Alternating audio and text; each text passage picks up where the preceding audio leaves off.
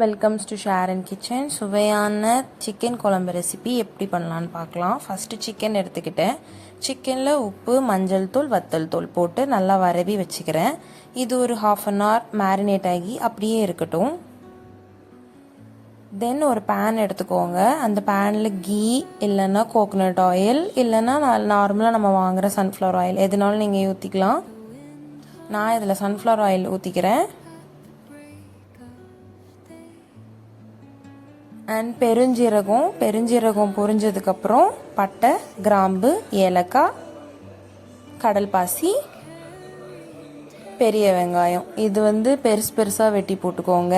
தக்காளி, ஏன்னா இதெல்லாமே நம்ம அரைக்க தான் போகிறோம். ஸோ இதோட சைஸ் மேட்டர் இல்லை. ஸோ பெரிய வெங்காயம், தக்காளியை நான் ஃபஸ்ட்டு பேனில் போட்டு நல்லா வதக்கிக்கிறேன்.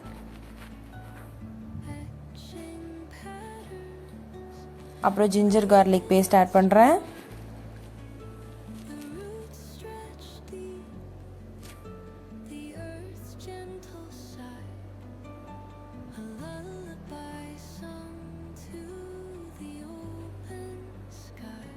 நல்லா வதங்கினதுக்கப்புறம் மஞ்சள் தூள்,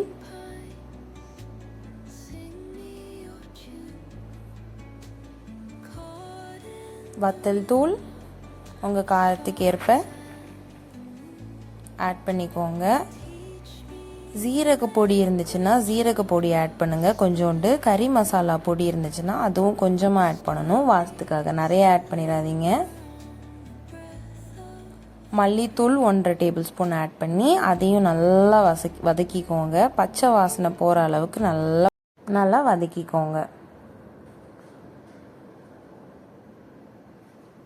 இது நல்லா வதங்கினதுக்கப்புறம் ஆற வச்சுட்டு அரைங்க. அதுதான் மிக்சிக்கு நல்லது. ஸோ ஆறுனதுக்கு அப்புறம் அரைச்சி அதை எடுத்துக்கோங்க. அதே பேனில் அகெயின் நான் கொஞ்சமாக கீ ஆட் பண்ணிக்கிறேன். நீங்கள் பட்டர் இருந்தால் பட்டர் கூட ஆட் பண்ணிக்கலாம். கீ ஒரு மாதிரி ஒரு நல்ல ஸ்மெல் கொடுக்கும். ஸோ கீ நான் ஆட் பண்ணிக்கிறேன். Then again bay leaf. நம்ம அரைக்கும் போது பே லீஃப் போட்டிருக்க மாட்டோம். So bay leaf again add பண்ணிக்கோங்க. அப்புறம் உங்ககிட்ட இருக்கிற அந்த ஹோல் ஸ்பைசஸ் என்னென்னலாம் வாசனை திரவியத்துக்கு போடுவீங்களோ அதெல்லாமே ஆட் பண்ணிக்கோங்க கொஞ்சம் கொஞ்சம்.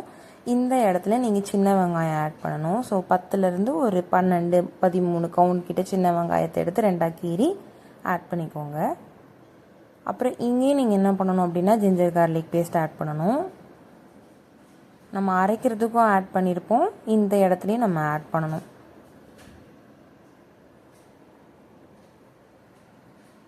ஸோ ஜிஞ்சர் கார்லிக் பேஸ்ட்டோட பச்சை வாசனை போகணும், வெங்காயம் வதங்கணும். அது வரைக்கும் நல்லா வதக்கிட்டு நம்ம மேரினேட் பண்ணி வச்சுருக்கோம்ல சிக்கன், ஸோ அதை உள்ளே போட்டுக்கோங்க. ஸோ சிக்கன்லேருந்தே தண்ணி வரும். அந்த தண்ணியிலேயே சிக்கன் வேகணும். சிக்கனை வேக விடுங்க. அப்பப்போ ஓப்பன் பண்ணி திருப்பி போட்டுக்கோங்க. ஸோ சிக்கன் வெந்ததுக்கப்புறம் நம்ம அங்கே வதக்கி அரைச்சி வச்சுருக்கோம்ல, ஸோ அந்த பேஸ்ட்டை இதுக்குள்ளே ஆட் பண்ணுங்கள். இப்படி ஆட் பண்ணும்போதே ஒரு மாதிரி திக்கான கன்சிஸ்டன்சியில் இருக்கும். இந்த இடத்துல நீங்கள் சிக்கனுக்கு பதிலாக மட்டன் கூட ஆல்டர்னேட்டிவாக போட்டுக்கலாம். ஆக்சுவலி இது எங்கள் அம்மா பண்ணுற மட்டன் ரெசிபி. நான் சிக்கனுக்கும் ட்ரை பண்ணேன், ரொம்ப நல்லா இருந்துச்சு. அதான் நான் உங்ககிட்ட ஷேர் பண்ணுறேன். ஸோ உங்களுக்கு குழம்புக்கு எவ்வளோ தண்ணி வேணுமோ அதை ஆட் பண்ணிவிட்டு இந்த டைமில் உப்பும் ஆட் பண்ணிக்கோங்க.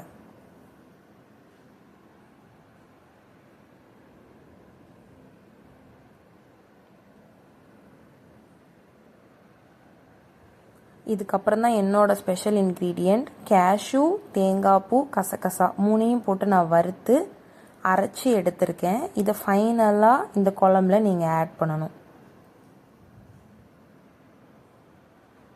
இதை ஆட் பண்ண உடனே குழம்பு அவ்வளோ தூரத்துக்கு திக்காகி அப்படியே வரும். உங்களுக்கு பார்த்தாலே தெரியும். அப்படியே ஒரு மாதிரி க்ரீமி கன்சிஸ்டன்சியில் குழம்பு அப்படியே மாறும்.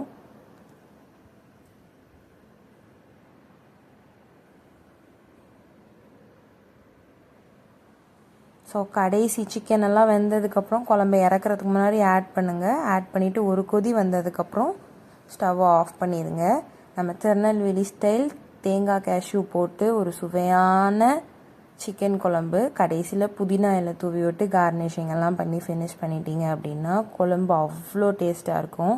இது நீங்கள் சப்பாத்தி, சாதம் எதுக்குனாலும் வச்சு சாப்பிட்லாம். ட்ரை பண்ணி பாருங்கள்.